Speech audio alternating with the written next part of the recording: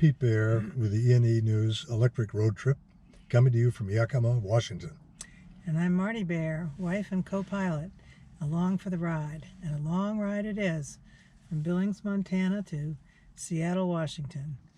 819 miles and 3 mountain passes. Each leg of the road trip has been unique in its own way. For us, it's been the mountains. We've carefully tracked how the range of the EV has dropped as we've gone up into the passes, and how some of that mileage is recovered on the way down thanks to the regenerative braking in the vehicles. And we've discovered it helps to have the heater off when you're doing that.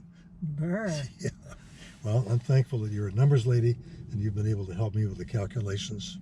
You mean the calculations? Sorry.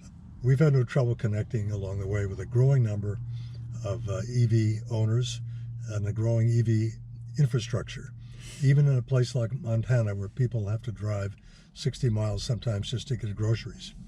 But we recognize too that the mountains here are a real challenge for EVs because, for example, in Billings we talked to a Chevy dealer, and 95% of the vehicles that they sell are trucks and SUVs because people live here to do the hunting and the fishing and the camping.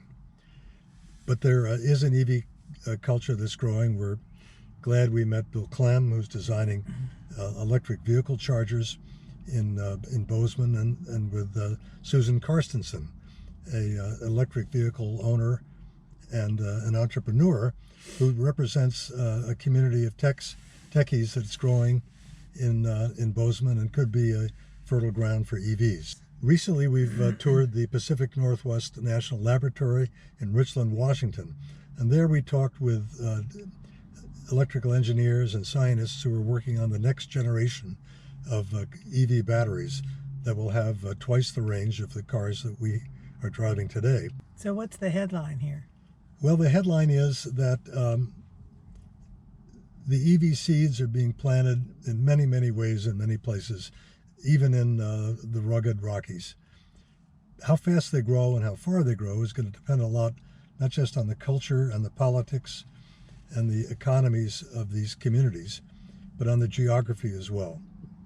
So with that, we wind it up and turn the tour over to David Ferris, our Pacific Northwest colleague, who came up with the idea for this road trip in the first place, organized it brilliantly, and pulled together the terrific support team that's back in Washington with E&E News. So David, it's over to you.